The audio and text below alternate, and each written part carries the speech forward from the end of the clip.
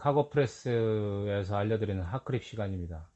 오늘은 그 미주 운임이 지난주 사상 최고치를 찍었다는 소식을 전해드리려고 해요. 그 아시아발 미주행이죠. 우리가 흔히 그 태평양 횡단노선이라고 얘기하는 그 구간에서의 운임이 지수를 기준으로 해서 역대 최고치를 경신했다는 소식입니다. 사실 그 지난주 14일 날그 발틱 운임 지수를 통해서 태평양 횡단 노선의 운임이 유럽, 아시아, 유럽, 북유럽 노선과 마찬가지로 그 운임 상승폭이 너무 가파르다라는 우려 섞인 기사들이 나왔어요. 그래서 제가 곧바로 방송을 할까 하다가 이게 주간 단위 정도는 지나봐야지 이게 상승폭이 있는지 없는지 요즘 같은 시장 상황에서는 그것을 확신할 수 있었기 때문에 잠시 홀딩을 했었어요. 그랬는데 수요일 목요일이죠. 추가적으로 FBX에서 운임지수를 발표했는데 하루 만에 막 10% 이상씩 상승하는 모습을 보였어요. 그래서 이 방송이 공개되는 시점에서는 운임이 하락할지는 모르겠습니다만 현 추세가 운임 상승 추세가 적어도 6월 말 7월 초까지는 가지 않겠냐라는 생각 때문에 먼저 방송을 하게 됐습니다. 일단 수치적으로 구체적인 시장 그 지수를 알려드릴게요. 지난 11일 기준이죠. 전전주가 될 수 있겠습니다만 프레이토스가 발표하는 그 발틱 운임 지수인 FBX가 아시아발 및 동안이 9,317달러, 서한은 6,341달러를 기록했다고 발표했어요.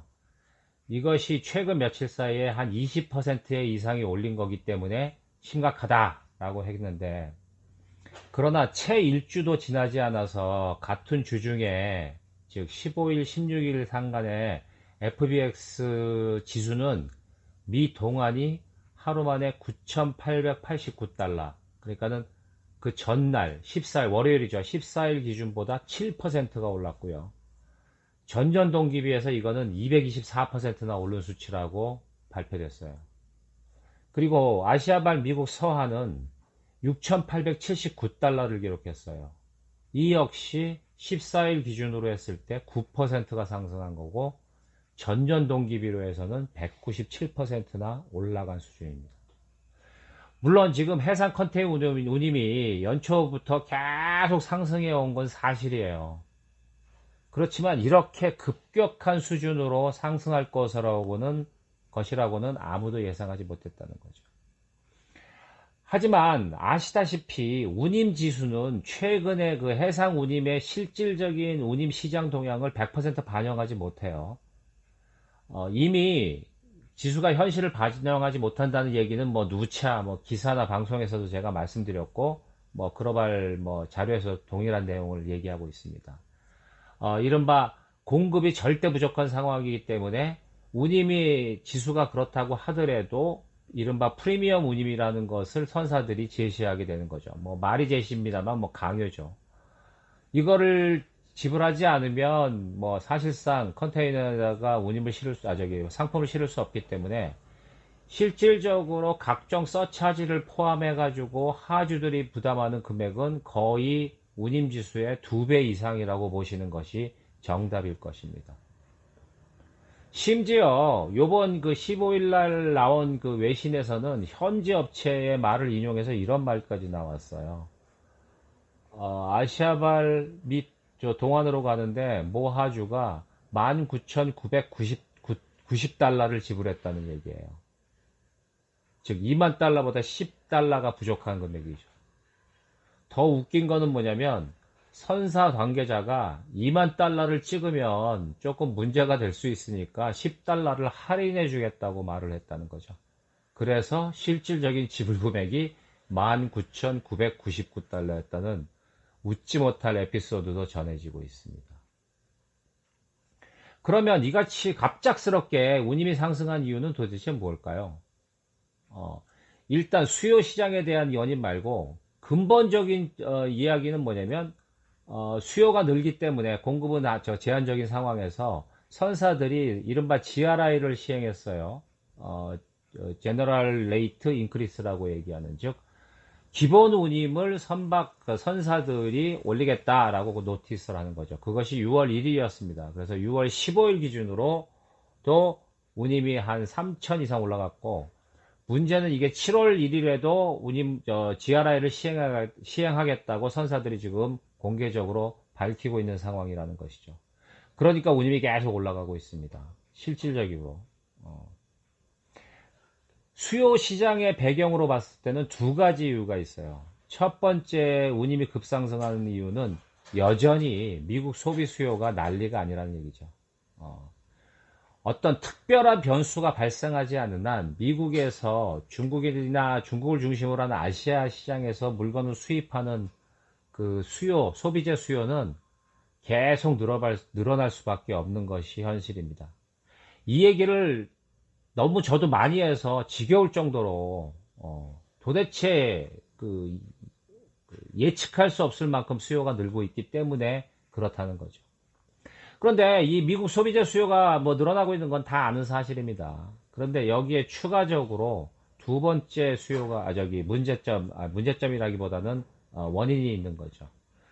5월 말 6월 초였죠. 중국의 남부의 거점 항만인 옌텐, 우리가 뭐 영어로는 옌티안이라고 합니다만, 옌텐 항구가 코로나19 감염자가 발발한 이유로 인해서 터미널 한 개를 완전히 들어엎어가지고 감역해서 운영을 하지 않았어요. 사실상 1주에서 한 2주 정도 가까이 터미널 반 이상이 운영되지 못했습니다. 그래서 그 여파로 주변에 있는 세 개 항만 모두가 지금 극심한 혼잡도를 겪고 있다는 거죠. 잠깐 한 달도 아니고 뭐 일주를 조금 넘는 2주가 채 안 되는 시간 동안 잠깐 운영이 안 됐던 항만 때문에 그 후폭풍이 만만치 않다는 얘기입니다. 특히 선사들은 운영이 중단됐기 때문에 즉 기항을 하지 않았던 것도 있지만, 그 이후로 운영이 재개됐다고 하지만 그 코로나로 인한 영향 때문에 잠깐 운영하지 못한 기간 동안에 밀렸던 물건들이 밀어닥치면서 항만 혼잡도가 극심하게 올라갔죠. 그러니까 또 선사들이 해당 항만에 기항을 하지 않아요. 스케줄링을 맞추기 위해서 운항 신뢰도라고 얘기하는. 그러니까 공급 부족이 없어서 혼란되었는데 또다시 공급 부족이 일어나고, 수요는 밀린 수요부터 시작해서 더 밀어닥치고, 당연히 컨테이너는 장비 부족이 일어나는 등 악순환입니다. 우리가 많이 경험했던 코로나19로 인해서 일시적으로 어떤 특정 지역이나 도시가 폐쇄 또는 봉쇄, 락다운에 들어간 이후 설사 그것이 회복되고 정상화됐다고 하더라도 이 물류 공급망의 문제를 해결하는 데는 한 달이나 한 달 이상의 시간이 걸린다는 것을 지금 옌텐 항만의 사고도 그대로 보여주고 있어요.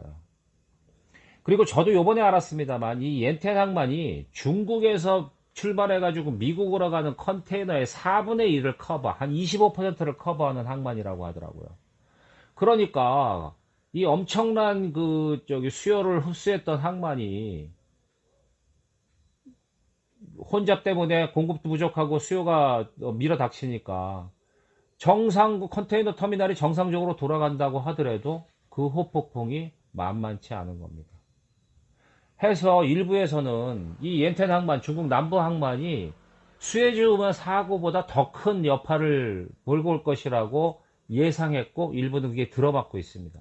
그래서 이 영향으로 인해서 상당 기간 운임 상승은 불가피할 것이다 라고 보니까, 또 이 시장 심리적인 요인으로 운임이 올라갈 거야, 그러니까 더 빨리 보내, 지금 이 금액은 비싼 게 아니야 라는 인식들이 하주한테 퍼지기 시작하는 거죠. 그러니까 계속 악순환이 되는 겁니다. 하지만 이 같은 상황을 두고 일부에서는 그 컨테이너의 수요, 운임은 몰라도 컨테이너의 수입 수요는 5월하고 6월을 정점으로 하락할 것으로 보는 분석도 나오고 있습니다. 10월이 되면 미국으로 들어오는 컨테이너 수입 수요는 5월에 비교해서 10% 정도가 줄어들 것이라고 예측을 했어요. 그러면 그 이유가 뭐냐? 그 이유는 이렇게 봅니다. 지금 그 코로나19 때문에 이제 백신 접종이 시작됐고, 백신 접종이 상당 부분 미국이 빨리 진행되고 있기 때문에 사람들이 이제 밖으로 나오기 시작했죠. 물론 그것 때문에 소비 수요가 느는 부분이 있지만 수입 하주, 즉 판매자, 리테일러 입장에서는 이미 그것을 예측하고 예상해서 여름 시즌, 여름 휴가 시즌에 필요한 물량들은 벌써 2, 3월에 다 들어왔고, 지금 오히려 들어오는 것들은 연말연시 휴가 시즌에 대비한 물건들이 들어오는 것이라고 얘기하는 거죠. 그래서 예년과 달리 10월 정도가 되면 이미 연말에 팔아먹을 상품들은 다 들어왔기 때문에 10월을 기점으로 해서 컨테이너의 수입량은 줄어들 것이라고 예측한 것입니다. 하지만 여기에 대해서 물류시장 관계자들은 또 다른 반론을 제기하는데요. 그래, 컨테이너 수입 수요는 줄지 몰라도 컨테이너 운임은 절대 하락하지 않을 것이라고 반박하고 있습니다. 소비 수요가 줄어드는 것이 소비의 어떤 심리가 줄어드는 게 아니라 그 심리 이상의 것들 때문에 수요는 계속 이어질 것이기 때문에 컨테이너 물량이 줄어들지는 모르지만 어떤 공급망 문제라든가 상품의 이동 문제, 물리적인 측면에서의 여러 가지 변수 때문에 선사들이 절대로 컨테이너의 운임을 내리지 않을 것이라고 본다는 거죠.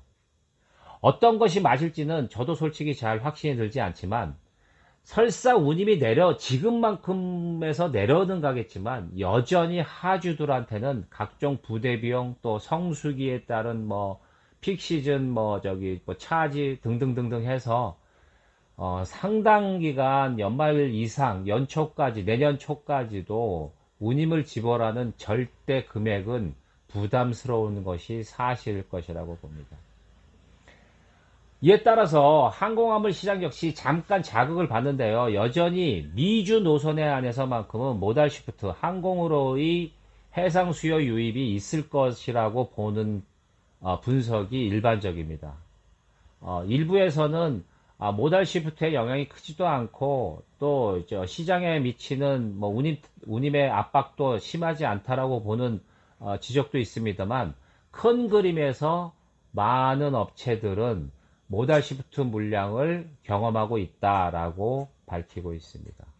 물론 해상에서의 넘어오는 이전 물량이 어떤 상품의 성격이라든가 트랜짓 타임 등등에 따라서 시기적으로 업다운이 있어서 전체 항공화물 시장 입장에서는 그닥 크게 느끼지 못할 수도 있습니다만 일단 원칙적으로는 항공화물의 모달 시프트는 상당 기간 해상 시장과 더불어서 이어갈 것이라고 보는 것이 정설인 듯 싶습니다. 오늘은 여기까지 하겠습니다. 다음에는요, 이런 또 질문을 하시는 분들이 많아요. 그런데 유럽은 왜 그러냐는 거죠. 항공화물 시장 입장에서 지금 유럽 시장은 별로 재미가 없어요. 솔직히 말해서. 물론 운임이 엄청나게 내려간 건 아닙니다만 공급 대비해서 수요가 그렇게 많지 않아요. 기대했던 것 이하란 얘기죠. 그리고 항공화물로의 모달 시프트는 해상에서 넘어오는 모달 시프트는 유럽 시장에서는 별로 큰 체감을 하지 못하는 것이 사실입니다. 그런데 사실 지금 유럽 노선도 난리가 아니에요. 함부르크 항만의 그 혼잡 때문에 그 주요 선사들이 기항하지 않는 여파로 인해서 아까 말씀드린 중국 항만과 비슷한 지금 여파가 나타나고 있죠. 그래서 유럽도 지금 운임이 2만 달러 육박하는 경우도 나타나고 있어요. 실질 운임 말입니다. 그리고 이 같은 어떤 그 공급망 전체의 상황은 미주와 별 차이가 없는데 왜 유럽의 항공화물 시장은 그닥 그렇게 조용할까? 유럽의 항공화물 시장이 우리 시장 그 참여자 입장에서 기대 이하, 기대 바뀐 이유가 과연 무엇인지에 대해서는 다음 방송을 통해서 알려드리도록 하겠습니다. 감사합니다. 카고프레스입니다. 구독, 좋아요 기본인 거 아시죠?